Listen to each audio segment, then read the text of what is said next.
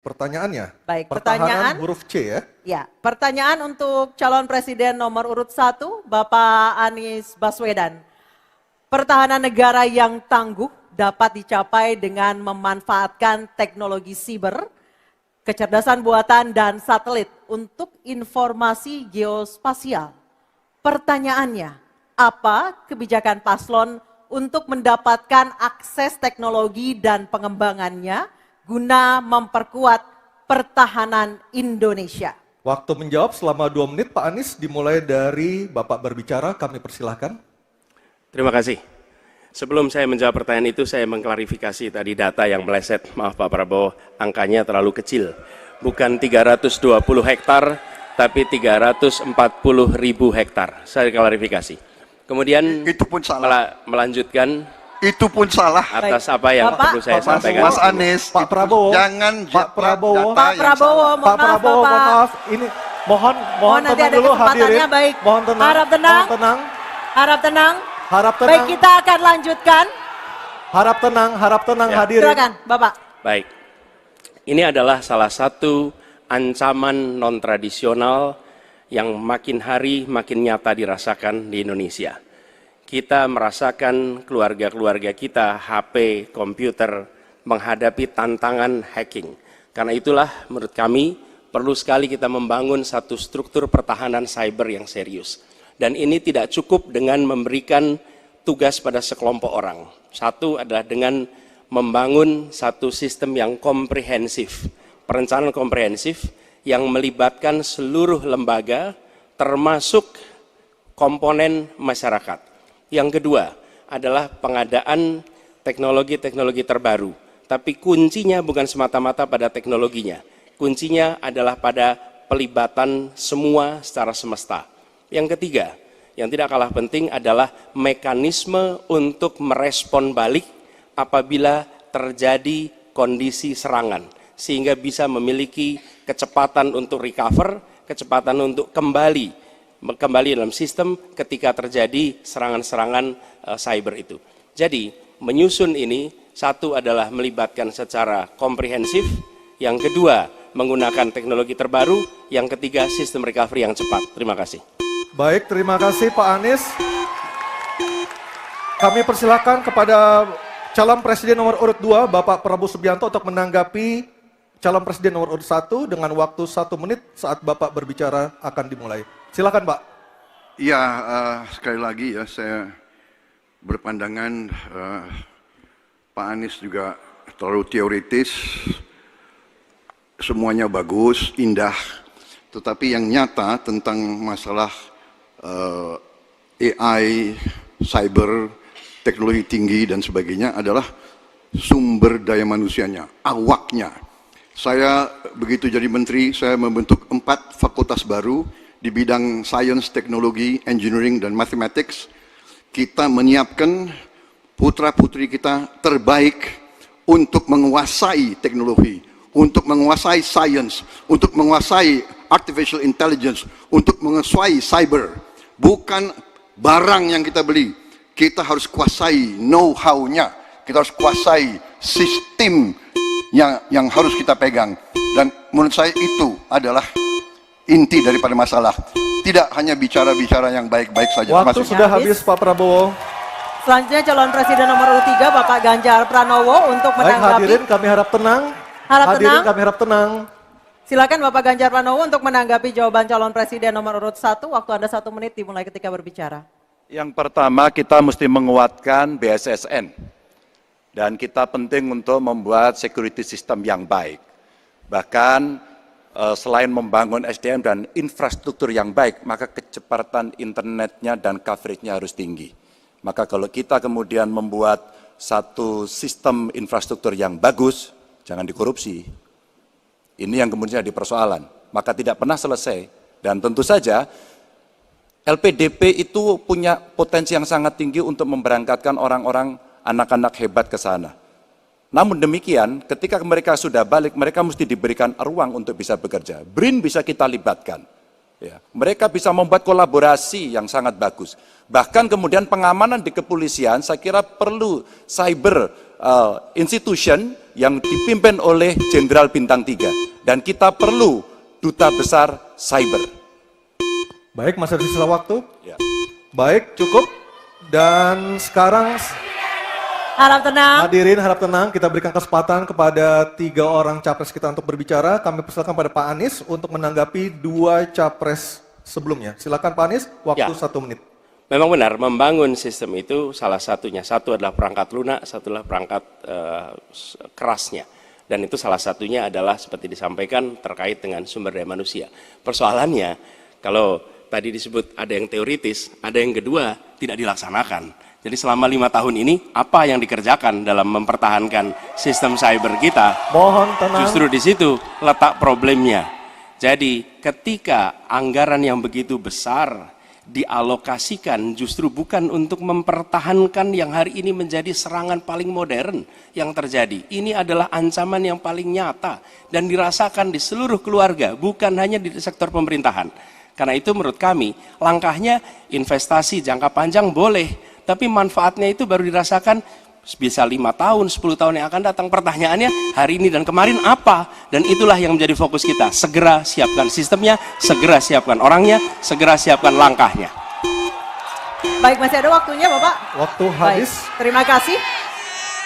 Harap tenang Bapak Ibu Harap tenang, hadirin yang ada acara di sini. masih harus kita lanjutkan. Harap tenang Kita Bapak sudah dan Ibu. dengarkan bersama-sama tadi tata tertibnya seperti apa, mohon tenang.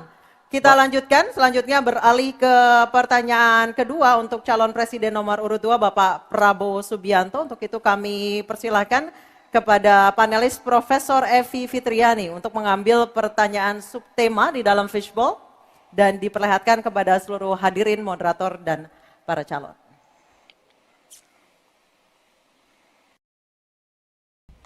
Tema apa yang diambil oleh Ibu Evi?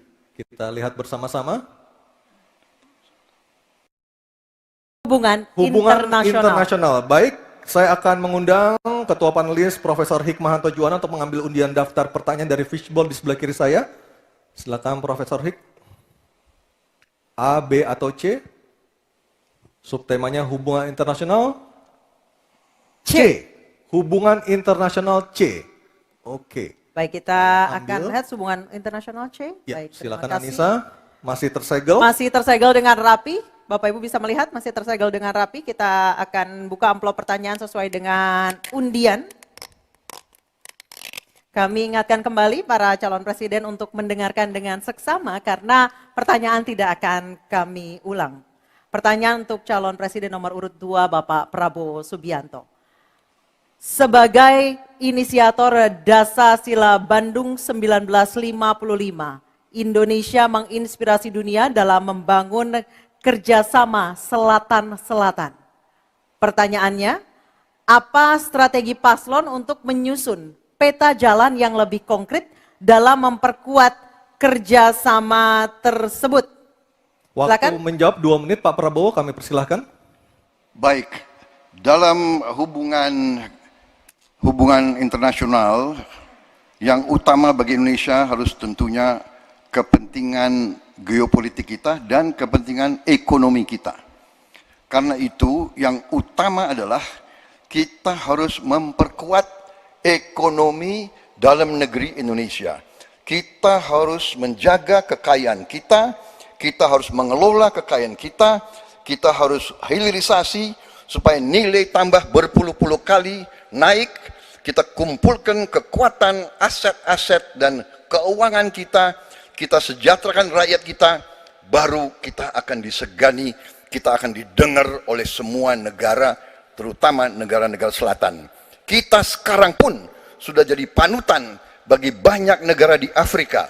Begitu banyak negara di Afrika sekarang melihat ke kita, datang ke kita, minta belajar dari kita, karena kita dianggap negara selatan yang cukup berhasil.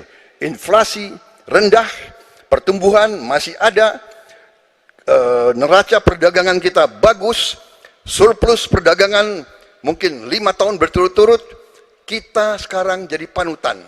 Jadi leadership kita di dunia, di hubungan internasional akan tercermin dan terimpak oleh keberhasilan kita mengelola kekayaan kita, menghilangkan kemiskinan di negara kita, rakyat kita, meraih teknologi, menjadi negara industri, itu yang akan membuat kita memimpin dunia selatan. Terima kasih. Baik, terima kasih Pak Prabowo. Hadirin mohon tenang, kami persilakan kepada Pak Ganjar untuk menanggapi jawaban dari Pak Prabowo dalam waktu 1 menit dimulai saat Bapak berbicara. Kami persilakan Pak Ganjar.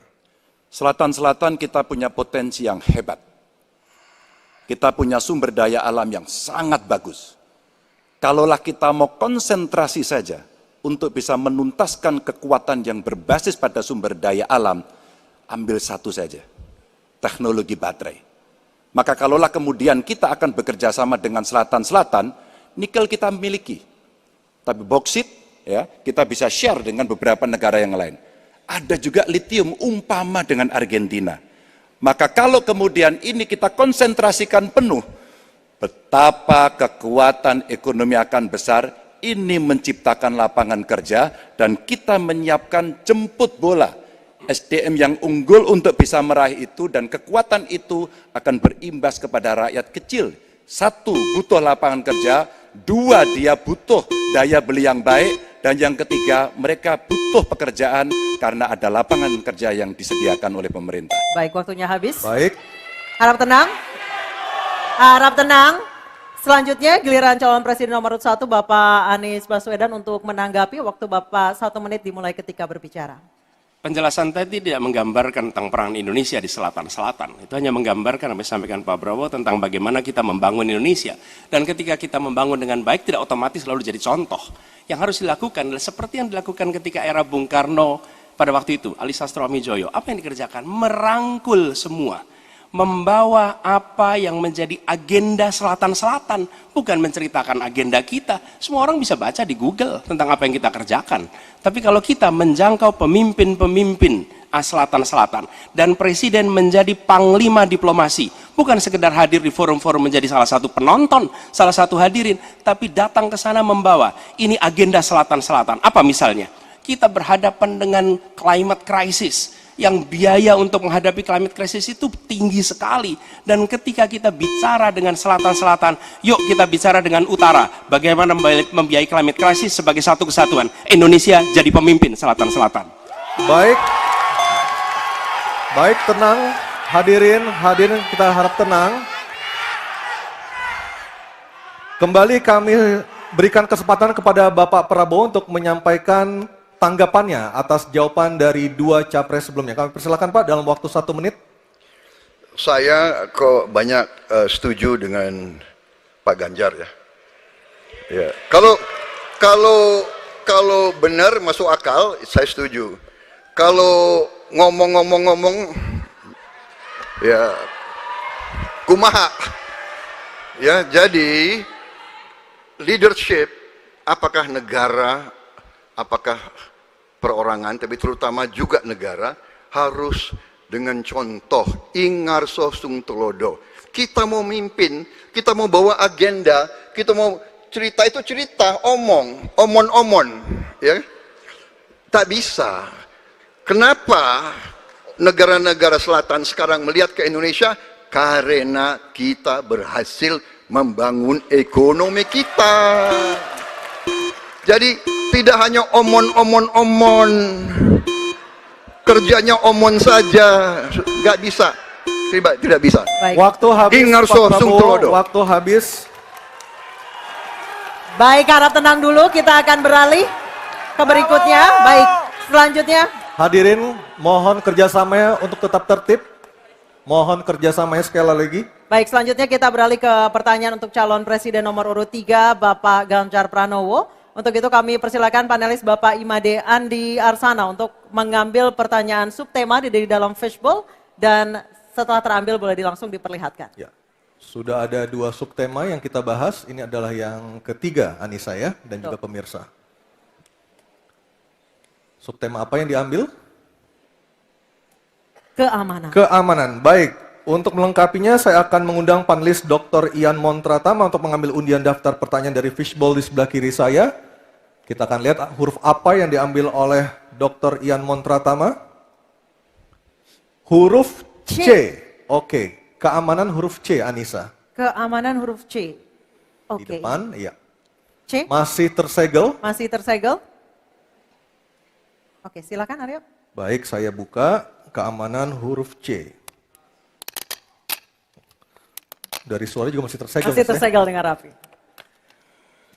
Baik, ini adalah pertanyaan untuk calon presiden nomor urut 3, Bapak Ganjar Pranowo. Kewenangan institusi di sektor keamanan sangat penting, namun masih terjadi tumpang tindih.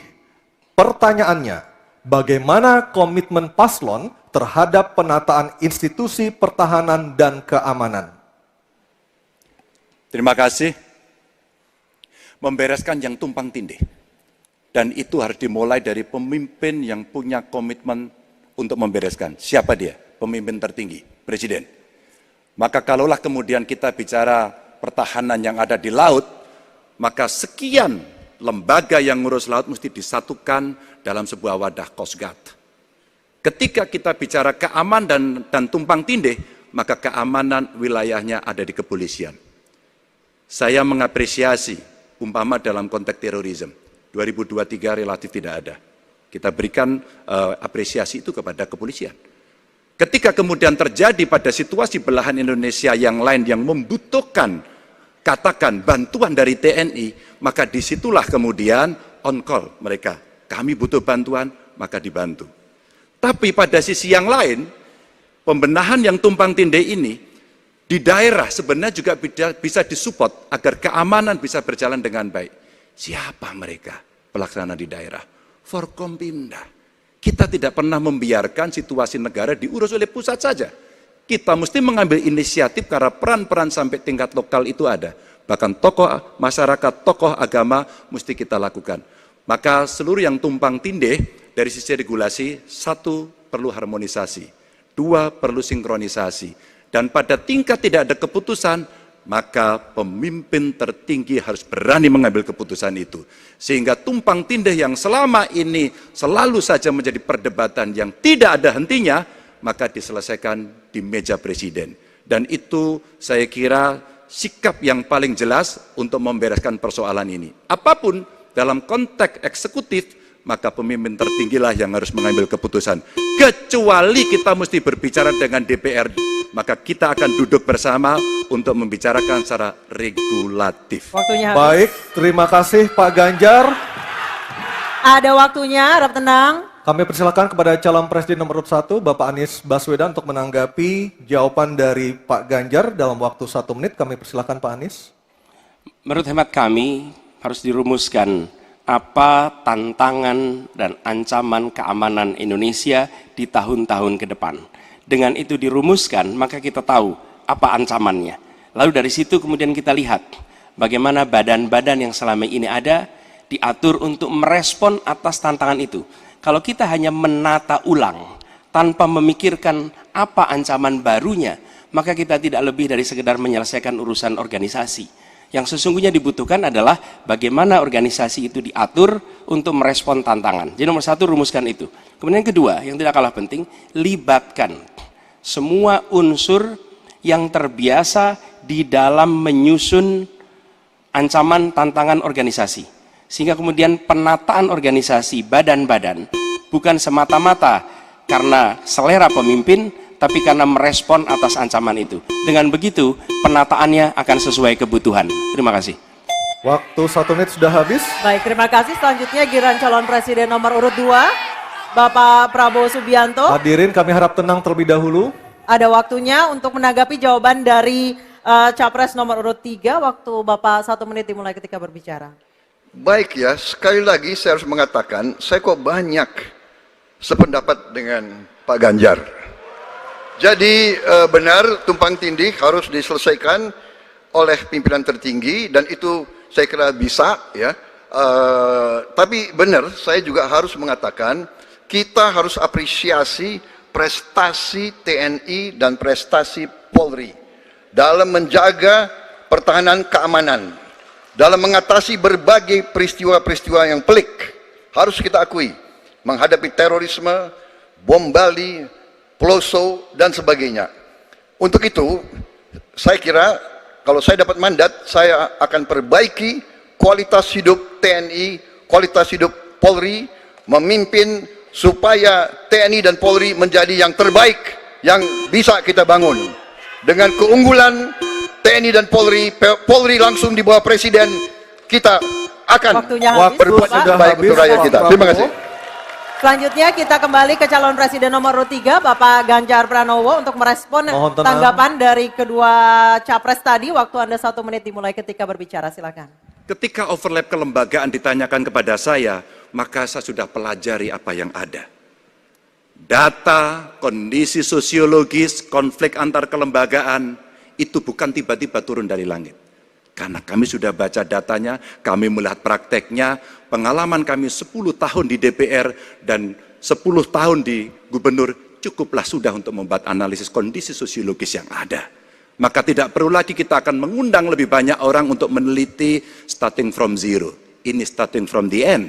Dan kemudian kita mesti memutuskan cepat. Maka kalaulah kemudian seluruh data itu sudah ada di kepala kita, sudah tertuliskan dengan baik, maka yang diambil adalah keputusan karena kita punya konsep untuk memutuskan itu. Kecuali kita blank dan kita tidak pernah tahu dari mana Anda akan memulai. Karena saya tahu dari mana itu memulai. Terima kasih. Baik, terima kasih Pak Ganjar.